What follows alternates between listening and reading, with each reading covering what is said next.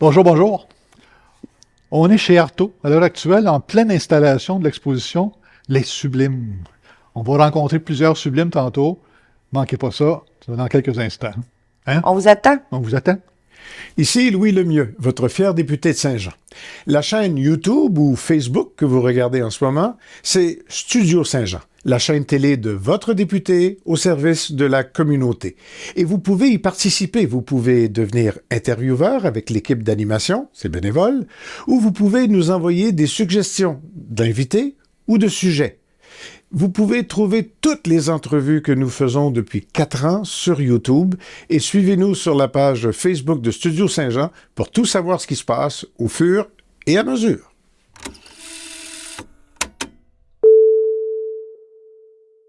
Bonjour Lise. Bonjour. Organisatrice d'une exposition spéciale dans le cadre de la Journée des droits de la femme cette année Oui. et l'an passé aussi. La troisième La édition. troisième édition, Oui. bravo. Cette année, le thème est sous le thème des femmes d'exception qu'on appelle les sublimes. Les sublimes, exactement. Oui. Alors, c'est ça, l'exposition dure tout le mois de mars pour faire honneur justement aux femmes d'exception. Alors, le défi qui a été lancé aux artistes du collectif, tous les artistes d'Artaud ont été invités. Alors, une trentaine Ont vont répondu. exposer. Et c'était de trouver une femme d'exception, nous faire connaître une femme qui a fait quelque chose de rare, mais qui est pas nécessairement tout le temps mis à l'avant-plan. Alors, ils ont choisi ça. Mais aussi, il y avait un deuxième défi, c'est de le faire à la façon ou à la manière d'Adèle Blais. Ah, bon, une artiste. Une artiste connue au Québec, puis elle a exposé, c'est une artiste qui a 20 ans d'expérience créatrice et artistique. Alors, elle fait beaucoup, c'est une peintre collagiste. OK. Alors, ça donnait un défi encore plus.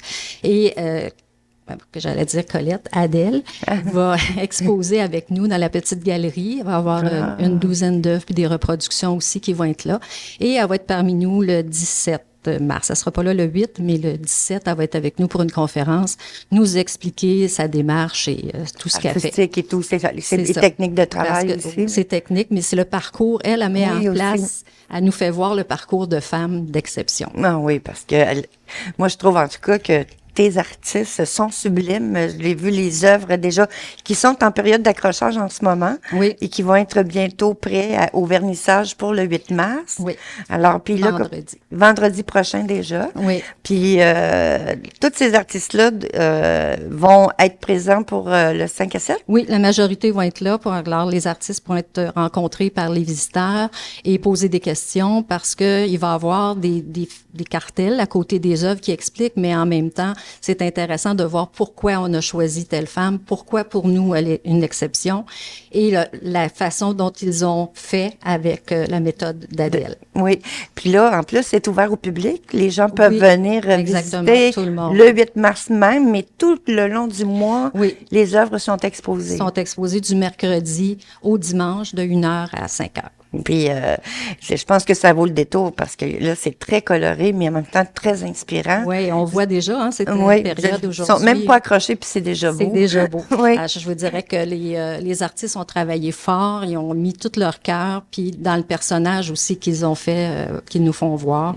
Alors, ça va être vraiment contente de cette Et exposition-là. pendant le mois de mars, il y a d'autres activités aussi qui Oui. sont présentées dans le cadre Oui, je vais des prendre juste sublimes. mon... Oui, bien sûr. ma petite note, là, parce que... Alors, le 8, c'est le vernissage. Le 11 mars, conférence avec l'auteur Vincent Brault, qui n'a pas nécessairement un lien avec l'exposition, mais chez Artaud, il y a un club de lecture. OK. Et Vincent Brault vient rencontrer les gens pour parler du livre qui a été lu durant le mois. Le 12 mars, un atelier de gribouillage avec Doris Morin, sous le thème des sublimes aussi. 17 mars, portrait au féminin de l'artiste Adèle Blais. 21, un micro-libre organisé par le comité MO dans le cadre des Journées mondiales de la poésie. Et le 23 mars, un atelier de collage avec Stéphanie Bernier. Alors, ça fait un beau mois de mars bien rempli. Il y a des activités dans lesquelles il faut qu'on s'inscrive en C'est visitant. toujours mieux de s'inscrire Oui. parce que pour l'espace et tout ça, Oui. pour l'atelier d'Adèle Blais, pour les membres d'Artaud, c'est gratuit, c'est 10 $ pour les non-membres. OK. Pour l'atelier pas de collage, mais de création avec Stéphanie, il y a un 10 $ pour les membres parce que c'est le matériel à acheter de collage et 15 $ pour les gens qui ne sont pas membres. Mais qui peuvent quand même assister. Tout à fait. Mais ça, c'est mieux de s'inscrire parce que les places sont limitées. Oui, c'est ça. Fait que même pour l'atelier de gribouillage, ça, c'est... Vous pouvez vous inscrire, mais vous pouvez arriver aussi à l'heure que c'est indiqué sur la page Facebook. C'est sans frais. C'est sans frais. Bon, OK. Alors, ils peuvent se présenter le soir même, puis ils vont être accueillis tout à fait. Ah, mais c'est merveilleux. Est-ce qu'il y a d'autres activités? L'activité, c'est que ça fait pas mal le tour. Oui. Mais alors, on va passer à ton œuvre. C'est toi qui as créé cette belle œuvre et j'ai lu ta citation, c'est très beau. Oui, c'est Rachel Carson, c'est une biologiste américaine du début du siècle, 1900 jusqu'à 1960 à peu près. Elle a fait découvrir en fait l'environnement aux Américains parce que c'était la période de l'industrialisation qui commençait et ça allait bien avec les pesticides, ça poussait, puis mais elle a réalisé, puis elle a fait réaliser au peuple américain tout l'impact que ça avait sur la faune, la flore et sur les humains par le fait même. Alors, c'est elle, en fait, c'est la mère du mouvement environnementaliste. Oui. Alors, c'est pour ça que là, vous voyez du collage parce que pour rester fidèle à Madame Blais, c'est ça. Et en même temps, un peu de la broderie. Il y a de la broderie, du collage, du transfert d'images. C'est ça. Avec sur du cuir, il y a des parties de cuir, il y a des parties de tissu. Alors, c'est pour ça qu'il y a une branche aussi, parce que tout est concept là-dedans. Là, c'est vraiment pour l'environnement. Exact. Et, voilà, tout ça répond. Tout est les oiseaux. Ah, ça, là, c'est vraiment beau, le texte qui a été écrit. C'est elle qui l'a écrit. Et c'est son livre qui s'appelle Printemps silencieux. C'est le dernier livre qu'elle a écrit et qui a fait vraiment ouvrir les yeux au peuple américain. Ah, ben c'est merveilleux. Oui. Ben merci, Lise, merci de ta belle rencontre. Puis, on va venir assister en grand nombre. On vous attend en grand nombre, effectivement. Oui, parce que ça vaut la peine, ne serait-ce que pour le regard, mais aussi pour en apprendre encore plus sur les femmes qui se sont impliquées. Rencontrer les artistes. Et les femmes qui se sont impliquées, leurs inspirations à leur œuvre. Effectivement, parce que les femmes sont un peu effacées de l'histoire. Fait que nous autres, c'est notre contribution pour les remettre dans l'histoire. Ça, c'est un bon mot, ça. Merci à toi. Merci, au revoir. On est avec une autre de nos sublimes, Hélène Alexandre, qui va nous présenter, va nous parler un peu de son œuvre qui est inspirée des sublimes d'Adèle Blais, c'est ça? C'est ça. Comment tu t'es pris pour aborder le sujet? Parce que c'est pas simple, là, tu sais. En tout cas, moi, à mon avis, c'est pas simple. Non, c'était pas simple. Quand on m'en a parlé, moi, je me fie beaucoup à mes images. Bon, j'ai vu l'image tout de suite de la sublime que je voulais choisir. Ah ouais, bon. Oui. Le restant a été complètement déroutant. Oui. Mais je suis allée voir, évidemment, ce que la dame fait. C'est magnifique. C'est beau, et oui, c'est vraiment extraordinaire. Et j'ai essayé d'y aller dans la même veine, mais moi, ça a pris un tout autre chemin parce que c'est comme l'extérieur qui s'est annoncé plus que le visage. Le visage me regardait, mais c'était l'extérieur qui m'appelait. OK. Fait que j'ai laissé aller ça. OK. Puis, ça donne un beau résultat, en tout cas, parce que ton personnage, c'est une personne que tu connais. C'est une personne que je connais. Oui, OK. Donc, tu as pu bien la traiter, finalement. J'ai fait mon possible. J'ai fait mon possible, tout en étant très intimidée par le regard qui est toujours là. C'est vrai, hein? Oui. Tu as même mis de la plume, là. Tu as même mis de la plume. Oui, j'aime beaucoup coller les plumes. Les fleurs, les fleurs, oui. Oui, ça fait un beau rendu. Ça fait un beau rendu. Je vous remercie. Ça a été très enrichissant. Effectivement. Donc là, le vernissage, c'est vendredi, le 8. Finalement, là, on est en montage. On est en train de monter l'exposition. On prend un peu d'avance pour parler des œuvres, finalement. Oui.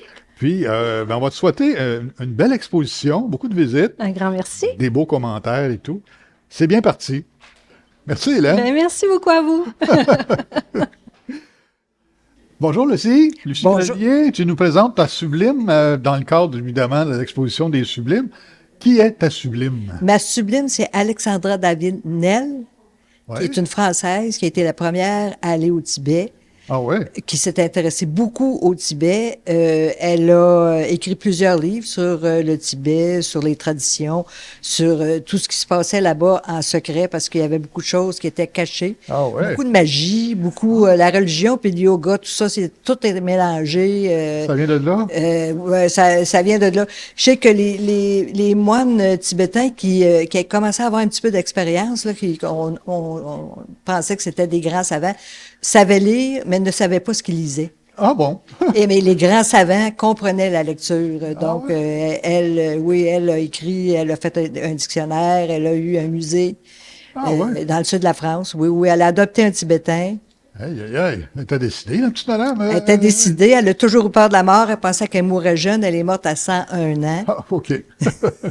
C'est notable. Oui, puis elle a toujours bougé beaucoup, escaladé des montagnes. Il n'y avait rien à son épreuve. Oui, pour décider d'aller au Tibet, d'abord, elle devait avoir une bonne raison. Là. C'est comme rien.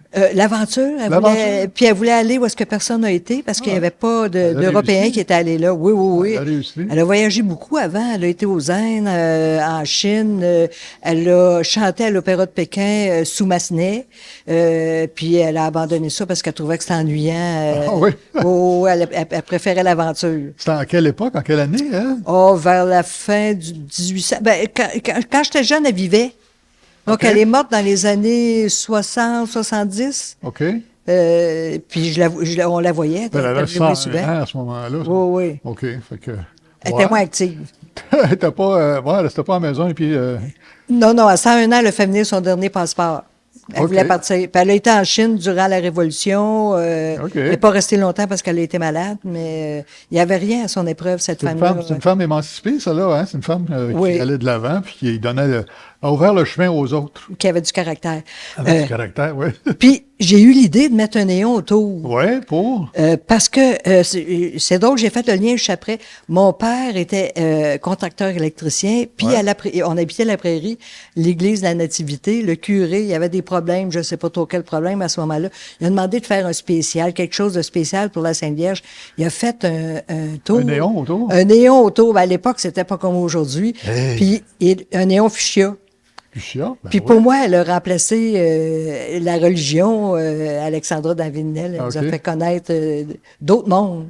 Ah, il y a un beau lien là-dedans. Il y a un beau lien. Oui. Donc, on voit ça vendredi, le 8. C'est le vernissage. Oui. Tu vas être là? Le 5 à 7, oui. Oui, on va être là, certain. Oui. Ben, merci beaucoup, Lucie. Ben, merci, ça me fait plaisir. On va venir voir ça vendredi. Oui. À vendredi. À vendredi. Bonjour Hélène. Bonjour Luc. On tient compagnie à ta Sublime, qui est une personne connue. Qui est de la chanteuse, comédienne et auteure Diane Dufresne, pas auteure, mais quand même femme de grand spectacle et d'extravagance, Diane Dufresne. Alors, que j'ai choisi probablement pour exprimer ma folie, parce que je pense que dans un projet où on met en vedette des femmes connues, c'est certain qu'il y a beaucoup de femmes qui ont des notoriétés scientifiques, publiques, littéraires. Puis moi, j'avais envie de faire quelque chose d'un peu plus éclaté, étant donné que dans ma carrière de peintre, j'ai souvent des tableaux gris. Alors, je me suis dit, là, je vais aller vers le clinquant, le brillant et le tutu. Le rose de Diane. Alors, Diane, que j'aime beaucoup comme chanteuse, que j'ai vue à plusieurs reprises, est inspirante justement parce qu'elle n'a pas de frontières, je pense qu'elle n'a pas de limites et elle n'accepte pas facilement les contraintes. Alors, dans ce tableau, j'ai récupéré chez ma fille qui travaille en télé un vieux tutu, des brillants, des plumes, et puis ça a été les composantes de mon tableau facilement. OK. Ouais. Fait que c'est devenu. T'as habillé Diane quand même assez rapidement. Oui, ça s'est fait. Disons que j'avais une idée, quand même, je voulais que ça soit un peu clinquant et que ça soit pas trop long puis pas trop compliqué à faire. Et puis bon, avec le tableau rose qui était déjà en marche pour une autre œuvre, je trouvais que ça pouvait aller dans les couleurs qu'on a vues d'elle aussi. Ben, son spectacle rose. Ben oui, on était là d'ailleurs. Ah, t'étais là? C'est en 1900, quoi? Dans les années 70, 80. Oui, puis écoute, je me rappelle, tout le monde était dans le métro. Moi, j'étais à Longueuil à ce moment-là. Tout le monde avait un accessoire de rose, un ruban, un T-shirt, puis ça. Puis ça se passait au début du stade olympique. Et il y avait, c'était rose. C'était vraiment historique, ça. Vraiment. C'est historique. Il y avait, je pense, 50 000 personnes. C'est la première fois qu'il y avait autant de monde dans un spectacle à Montréal. Ça a fait l'histoire, ça. Absolument. C'est un spectacle qui est vraiment mythique. Puis je trouve que ça, depuis ce temps-là, elle a toujours été... Elle a toujours eu à cœur de faire des spectacles où il y avait beaucoup de créativité. Oui, effectivement. Ouais. Eh bien, j'ai vu même un spectacle où elle était habillée de plumes, alors je me suis permis de mettre des plumes aussi. Non, franchement, je suis contente d'avoir de mon choix. C'est pas l'œuvre du siècle, mais c'est mon choix. Non, mais c'est une belle sublime. Écoute, Oui. c'est une inspiration pour beaucoup de filles depuis cette époque-là là, qui... Oui. Écoute... C'est quand même une femme qui a une voix extraordinaire, puis c'était une musicienne. Il faut lui donner ce qu'elle a, là, tu sais. Oui, c'est une musicienne. quand même. Puis qui passe à travers le temps aussi. Aussi, effectivement. Bon, ben merci Hélène. Ça m'a fait merci grand de nous plaisir. présenter ta sublime. Ben oui. Et vive Diane Dufresne. Et vive Diane Dufresne. Merci. Une autre de nos sublimes qui nous présente son tableau qui est inspiré de Coco Chanel, évidemment. Lynn, bienvenue. Écoute, parle-nous donc de ça un peu, de Coco, puis les sublimes, puis là, Adèle c'est ça. Blais, puis comment c'est arrivé à ça?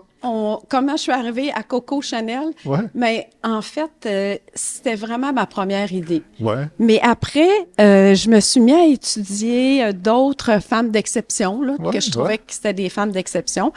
J'ai même communiqué avec Lise Lalonde là, pour découvrir des femmes d'exception dans la ville de Saint-Jean-sur-Richelieu. Ah, ben oui. Et d'autres aussi, là, plusieurs autres. Puis, je revenais toujours à Coco Chanel. Elle restait à Saint-Jean, Coco? Non, Coco, elle restait pas à Saint-Jean. Non, elle restait à Paris, puis c'est une Européenne. Mais c'est ça, moi, j'ai toujours aimé la mode, tu sais. OK. Quand j'étais jeune, je me suis dit, aussitôt que je vais avoir la chance de travailler, je vais aller travailler dans des boutiques pendant que j'étudie. Ben oui. Puis c'est ce que j'ai fait. Bon. Puis c'est ça, je me suis toujours intéressée à ce qui touchait la mode. Puis Coco Chanel, quand même, c'est une dame... C'est une icône, hein? Oui, oui. Puis c'est une dame qui a révolutionné aussi la mode, là. On est parti des robes comme Exactement. ça. Les comme robes, ça. les corsets. Ouais. Elle a dit, on enlève ça, les corsets, c'est fini. Les vestons, c'était vestons. réservé aux hommes. Ben ouais. Les jupes étaient longues, elle a raccourci les jupes. C'est une bonne affaire, ça. Oui, oui, oui. Puis les cheveux aussi, Les elle a cheveux. changé les cheveux. Elle a inventé un produit, le numéro 5. Elle a dérangé, finalement. Hein? Oui, elle elle a a dérangé vraiment- les méthodes, Oui. les habitudes de l'époque. Puis c'était une femme libre quand même. Aussi, elle a eu quelques hommes dans sa vie qui l'ont aidé à investir pour ses boutiques. Sa première boutique, c'est une boutique de chapeaux. Ah oui. Puis ensuite de ça, ben il y a eu toute la suite, là, Toute la suite. toutes les collections. La légende s'est construite. Oui, elle a quand même vécu jusqu'à 87 ans. Ah, hein? De 1883, si je me trompe pas, à 1971. Là, ça donne à peu près ça, 87-88 ans. Ouais. Puis, c'est ça, c'est une femme intéressante, divertissante. Elle, c'était pas la femme au foyer là, conventionnelle de ces années-là. Donc, elle a vraiment révolutionné. Ça va rejoindre l'esprit des sublimes. L'influence de cette femme-là est encore vivante aujourd'hui. Absolument, On en absolument. profite encore de cette influence. Oui, parce qu'écoute, les collections de Chanel, il y en a encore là, Il y en a partout. encore, Là, absolument. tu sais, New York, Paris, même Montréal, un peu partout. C'est quelque chose qui reste. Elle a fait parler d'elle encore internationalement. Internationalement, Oui, oui, oui. C'est Oui. beau, Lynn, franchement. Merci beaucoup. Merci. C'est fun de voir des femmes d'influence. Oui. On va appeler ça comme ça. Les sublimes, en fin de compte, Oui. dans le mois de mars, qui est le bon mois pour en parler. Absolument. Ben oui. Puis en plus, le vernissage, ça donne à être le 8, qui Oui. est la Journée internationale des droits des femmes. C'est cette journée-là? Cette journée-là, c'est notre vernissage. Donc, avec toutes les participantes, participants. Parce que toi aussi. Ouais, j'en ai une, Pas moi, bien les là-dedans. hommes, mais oui, c'est super. Roger Alexandre aussi, d'ailleurs. Ben oui, Roger. Donc, on va faire un 5 à 7 vendredi le 8 ici chez Arnaud. Venez en grand nombre. Venez en Oui, grand venez nombre. en grand nombre, en plus Il y a que plein c'est d'histoires sur entrée là. libre.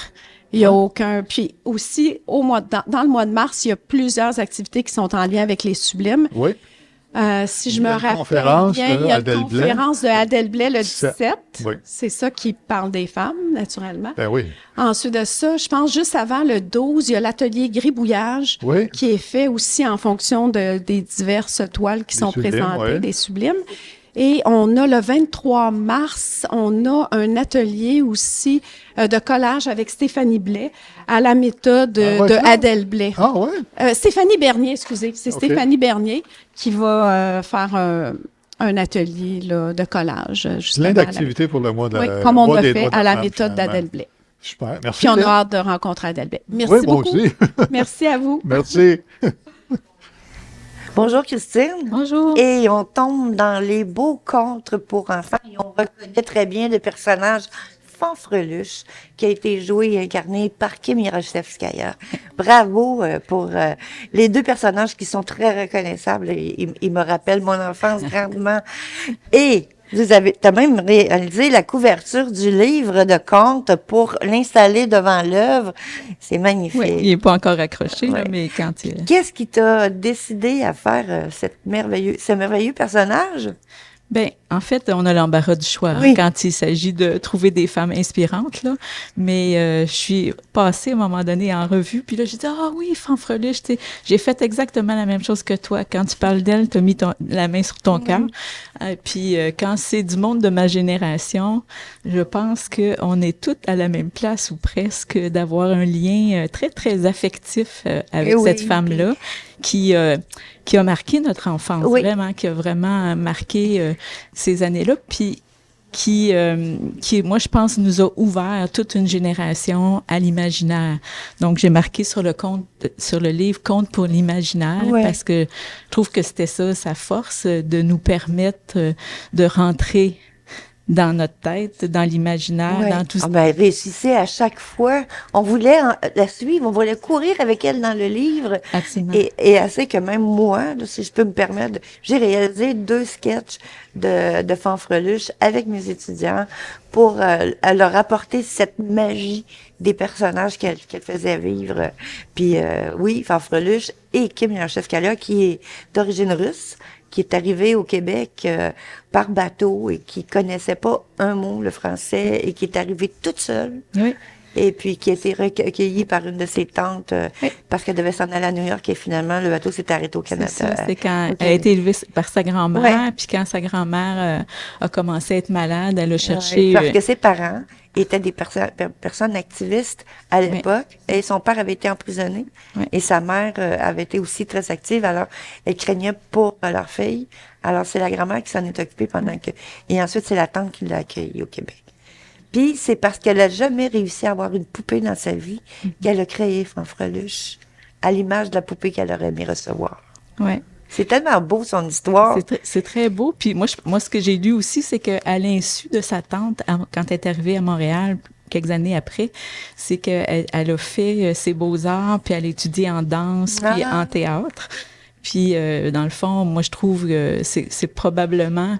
Moi qui crois beaucoup au pouvoir guérisseur de l'art, moi je pense que c'est comme tout ça a été aussi comme une nouvelle vie pour elle de recommencer ici, mais à travers l'art. Fait que, puis bon, c'est sûr qu'elle nous a ouvert au conte aussi. Fait que c'est notre génération, on en parlait, mais aussi après ça, avec l'autre génération qui suivait dans Passe-Partout, elle a fait la grand-mère. Le personnage grand-mère, oui. Puis, elle a aussi, par sa voix, puis sa façon de s'exprimer, nous ramenait encore dans cet univers-là. Même, tu sais, puis pour les enfants qui aimaient grand-mère, elle apportait cette magie qu'elle apportait comme quand elle jouait Fanfreluche. C'était fabuleux. Aujourd'hui, elle a presque 100 ans. Elle a 100 ans. Elle est encore là. Elle a 100 ans, je pense, c'est en octobre 80. Elle a déjà 100 ans, imagine. Oui, c'est ça. C'est une personne qui va avoir marqué la vie de beaucoup d'enfants. Puis encore, jusqu'à récemment, je pense qu'elle a écrit un livre et tout ça. Fait que oui, c'est une femme...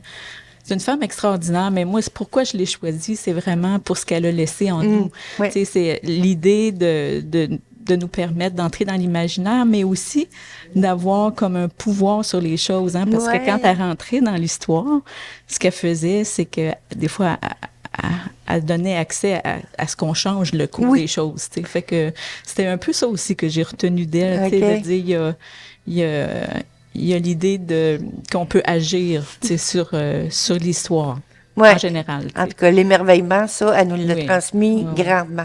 Ben, merci beaucoup, Christine, de nous avoir offert ce beau cadeau. Puis on va se retrouver le 8 mars. Absolument. Avec plaisir. Merci beaucoup. Merci à toi.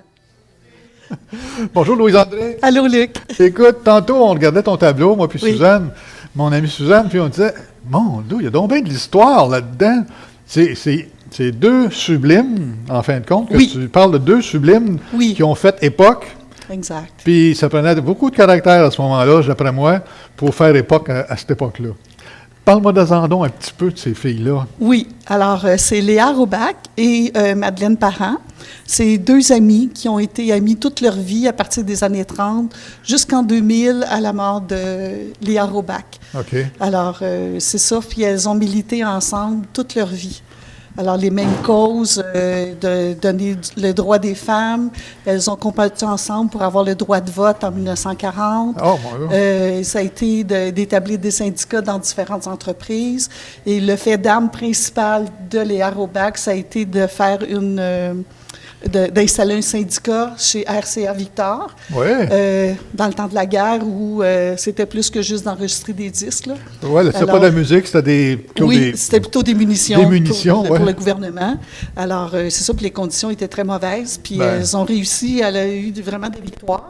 Et puis, en ce qui concerne Madeleine Parent, ça a été beaucoup la dominante textile aussi. Ouais, okay. Et vraiment, c'est comme à la fin de leur revendication, elles ont obtenu le double du salaire qu'elles avaient. Alors, c'est ça, et plusieurs autres. C'est une période, on va dire, noire peut-être de notre vécu au Québec. Là, ces événements-là. Bien, c'est parce que c'était dans le temps du Duplessis aussi. Ouais. Alors, donc, déjà, la place des femmes n'était pas très grande. Il fallait que ça soit à la maison. Il n'y avait pas. Alors, des femmes qui n'étaient pas à la maison déjà étaient regardées de travers. Ben, écoute, puis, si on pense à Léa Robach, elle était plus au niveau du Parti communiste. Elle était plus proche de l'esprit communiste, OK? Oui, c'est ça. Alors, pas plus proche. Elle faisait partie du Parti communiste. Elle faisait partie, OK. Oui. Fait que, donc, elle n'était pas bien regardée non plus. Hein? Écoute. Le Parti communiste des années 40-50. C'est effrayant, ça. Là. Fait que c'est ça. Alors, la même chose pour Léa Robach, au niveau des syndicats puis tout ça. Elle s'est beaucoup battue pour que les syndicats canadiens soient indépendants des syndicats américains. Oui, parce que dans ce temps-là, les syndicats ici, c'était comme des succursales américaines. Exactement. Fait qu'elle s'est beaucoup battue. Ça lui a valu beaucoup de représailles d'avoir fait ces combats-là. Mais c'est surtout qu'elles se sont battues toute leur vie pour les femmes. Alors, c'est pour ça que j'ai voulu leur rendre hommage. Ça tombe bien. Mois de mars. Oui, mois des droits des femmes. Exactement. On regardait sur ton tableau, Louise-André, les filles sont allées à l'université. Écoute, dans ces années-là... Exact. Écoute, c'était quasiment un extraterrestre, là. Exact. Alors, donc, elles ont été à l'université McGill, chacune, de leur côté. OK. Alors, elles ont fini par se rencontrer, mais ils n'ont pas été tout à fait en même temps. Ouais. Alors, mais l'université McGill, c'était comme plus ouvert déjà par rapport aux universités catholiques traditionnelles. Ouais. Alors, donc, comme tu disais, aussi, c'était moins catholique. Fait que c'était peut-être plus facile pour les femmes. En tout cas, je sais que les deux ont été étudiées à McGill. Oui. Puis déjà, ils ont commencé leur militantisme féministe. À partir de là. Parce que c'est pas ordinaire. Non. C'est vraiment pas ordinaire. Exact. Qu'une femme, à cette époque-là, dans les années 30-40, aille à l'université. Exact. Oui, c'est exceptionnel. Exact. Oui. Ça fait... Tu disais tantôt, Madeleine Parent, Oui. Tisserande de quoi? Comment t'appelais ça? Tisserande de solidarité. Tisserande de solidarité. C'est le titre qu'on lui a donné parce que c'était beaucoup battu pour la Dominion de Textile. La Dominion de Textile. La Montréal Coton aussi. OK. Alors, c'est ça. Fait que, donc, puis la solidarité, c'était sa particularité aussi, de mettre toujours les gens ensemble. Toutes les rassembler. Au niveau du monde syndical, elle a beaucoup aidé les femmes. Mais elle a aidé les hommes aussi. Par le fait même. Par le fait même, ben oui. Parce que c'est ça, c'était dans les usines, puis c'était les ouvriers, puis c'était les gens. C'est ça. Fait que toute leur vie, elles ont combattu, elles ont pris la part des Autochtones, les femmes immigrantes, alors contre les injustices, puis travailler pour le monde ouvrier. Alors voilà, fait que des femmes riches qu'on a besoin de connaître, et de reconnaître ces femmes. Absolument. Oui, elles font partie de notre histoire. En tout cas, on invite le monde, Louise-André, à venir te jaser. Le 8 mars au Myrnissage. Venez, je vais vous conter une histoire. Oui, c'est ça, exact. Merci beaucoup. Merci beaucoup à toi. Merci. Bonjour Fouzia. Bonjour Suzanne. Oui, ça va bien? Ça va bien, merci. Oui, tu as fait une belle œuvre pour participer à l'exposition des Sublimes. Raconte-nous ton cheminement pour parvenir à cette belle œuvre. Merci. D'abord, je vais présenter ma sublime qui est Madame Lise Wattier, qu'on connaît beaucoup par rapport à sa compagnie de cosmétiques. Oui. Mais moi, je l'ai connu autrement. Je l'ai connu grâce à sa fondation qui est créée pour les femmes. Donc, sa fondation qui aide les femmes à s'émanciper, à aller en avant, donc pour la liberté financière, pour reprendre en main leur vie, les formations, mais aussi l'entrepreneuriat. Oui. Donc, je l'ai connu grâce à ça. Donc, moi, je suis tombée sur une revue qui parlait de ça, puis je les ai contactés, puis j'ai eu la chance aussi de participer, donc d'avoir de la formation grâce à Madame Lizoati et à obtenir un diplôme. Donc, elle rend hommage aux femmes, puis moi, je voulais lui rendre aussi hommage à mon tour par cette œuvre-là.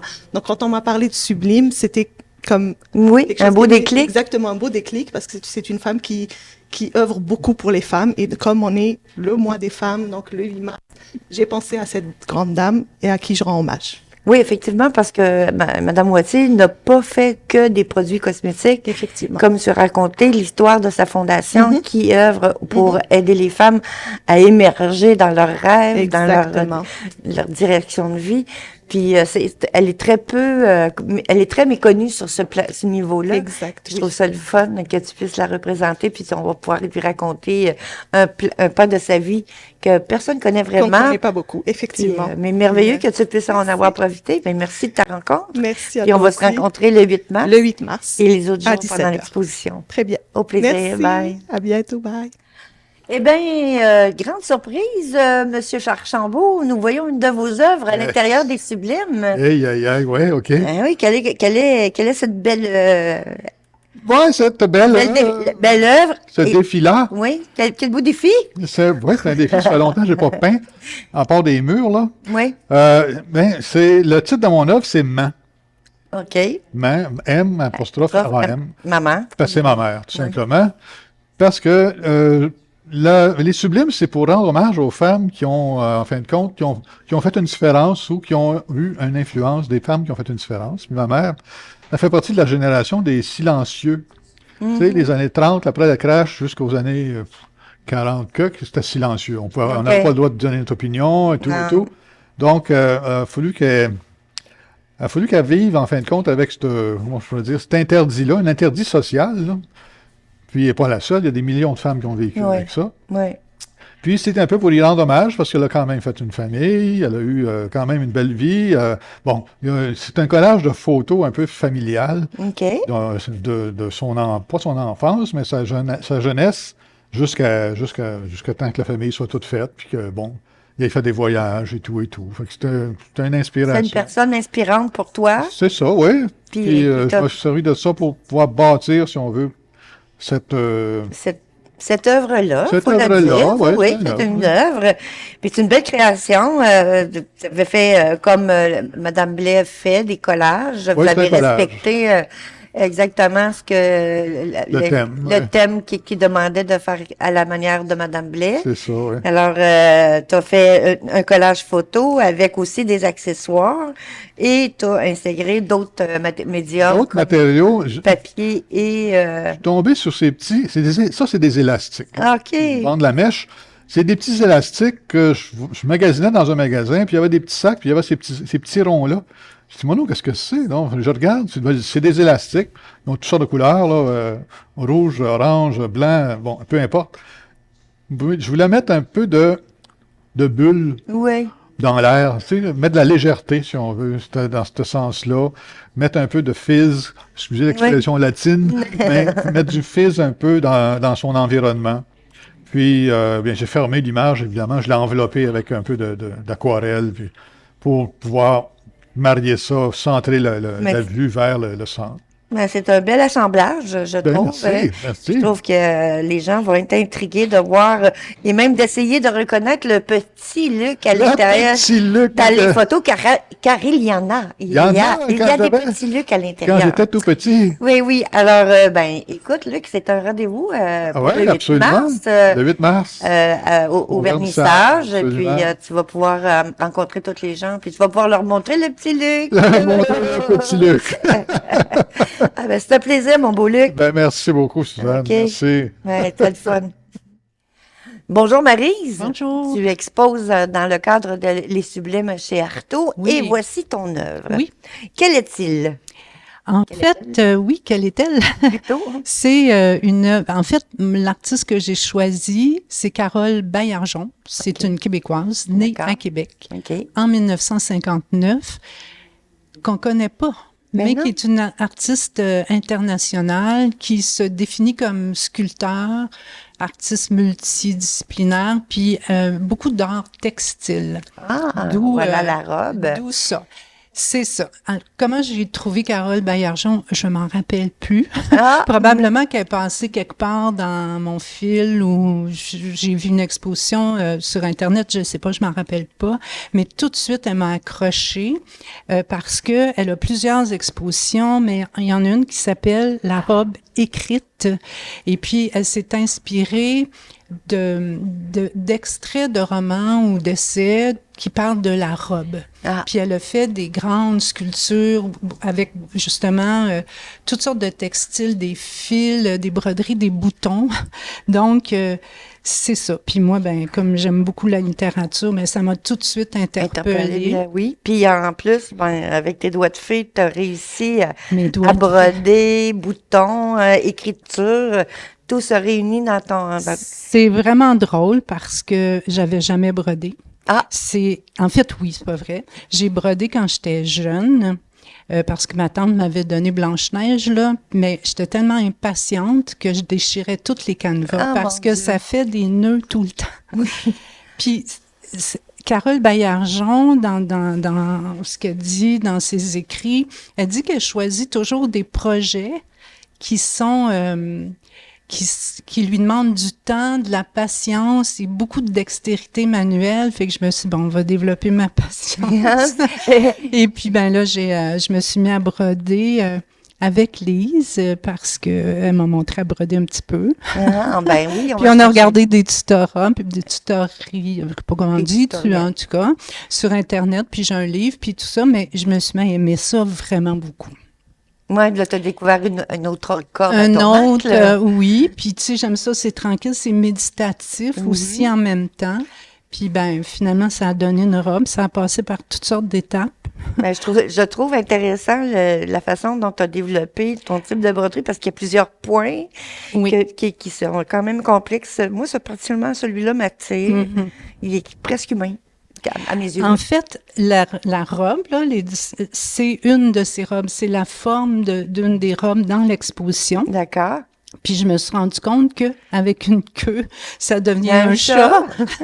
Fait que ça m'a amusé aussi. Puis les boutons, je sais pas trop, là, les boutons m'ont beaucoup inspiré aussi. Parce qu'il trouve qu'on peut utiliser toutes sortes de matières pour créer. Absolument. S'inspirer avec lesquelles. Et ton artiste s'exprime avec les textiles, mais avec les couleurs, avec la matière, qu'elle soit dure ou molle, elle l'applique. C'est ça. Selon son inspiration. Différents tissus, papier, en tout cas, c'est ça. Finalement, je me suis dit, tiens, la robe, j'ai trouvé un bel abat-jour avec les pompons. Fait que je trouve, des fois, c'est des cadeaux aussi. Je savais pas que j'étais pour mettre... J'avais une idée peut-être, mais de trouver l'abat-jour, on dit merci. Ben oui, c'est ça. C'est du recyclage en même temps. Absolument. Puis c'est réutiliser les choses à des belles fins. Ben, en tout cas, des fois, on dirait que le chemin, on a juste avancé, puis c'est là. Mais ben, quand on est sur son X, on peut pas faire autrement que de rencontrer des belles choses. Et c'est très agréable. Oui. Ben, merci à toi, toi. C'était un plaisir. Merci. Au revoir. Ariel, allô? Allô? Écoute, on est en train de s'installer pour les sublimes, bien entendu, puis tu arrives avec ta peinture, ton tableau, puis je regarde ta sublime, puis elle est comme resplendissante. C'est qui? Elle s'appelle Patty Van Rost, mais elle est mieux connue sous le nom de la fille du Myland ou la fille urbaine maintenant qu'elle est dans ce quartier-là. Oui. On l'a vu dans les réseaux sociaux, surtout à Montréal. Ben, elle est très active sur les réseaux sociaux, effectivement. Elle est très active à Montréal aussi, mais elle a quand même fait des projets à travers le Québec, à plusieurs endroits, dont Saint-Jean-sur-Richelieu. Dont Saint-Jean, ben oui. Ouais, j'ai un souvenir de ça, là. C'est pas clair, là, mais je sais que c'est une fille qui aime le monde, qui aime... Oui. On va se coller un sur les autres dans le genre, là, on va avoir du fun.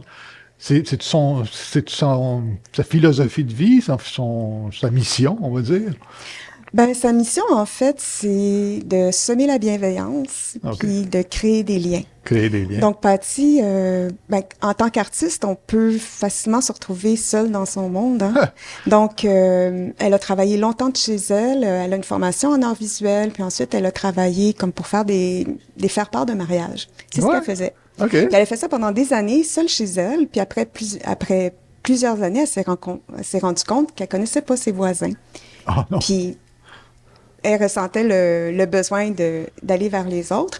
Puis, plutôt que le faire simplement pour elle, elle s'est mise à créer des événements dans son voisinage, qui était le quartier Myland, à ce moment-là, quand elle a commencé.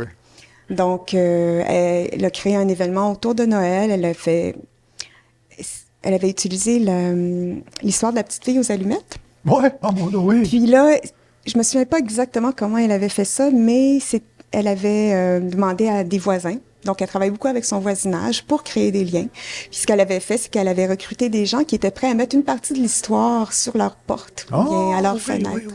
Donc là, les gens, finalement, juste avant Noël, avaient un conte qu'ils pouvaient découvrir en allant d'une maison à l'autre. Donc, c'est le type d'événement qu'elle crée. Puis, elle a aussi publié un livre récemment, donc un projet beaucoup plus récent qui s'appelle « J'aime ton cœur qui bat ». En fait, elle a demandé, pour la Saint-Valentin, elle a demandé à ses voisins de lui dire qu'est-ce qu'ils aiment.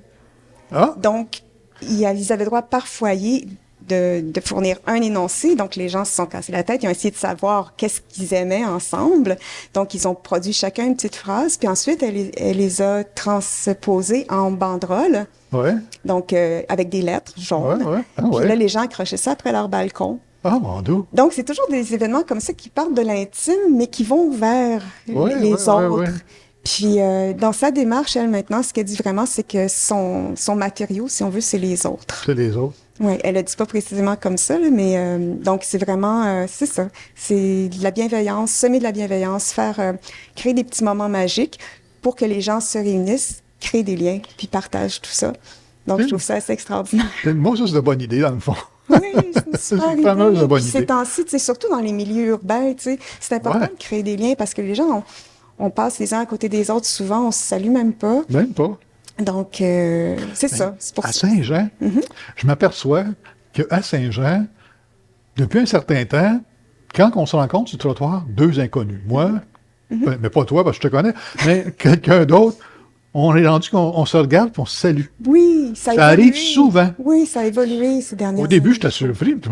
Qu'est-ce qu'il veut? Non, c'est pas ça que je veux dire, là, mais dans le genre, tu restes surpris d'être inclus dans cette vision-là. Tu sais, puis là, à un moment donné, tu t'habitues rapidement à ça, puis tu salues le monde toi-même d'avance. Tu sais. Ben, c'est ça. Moi, je trouve ça le fun, ça.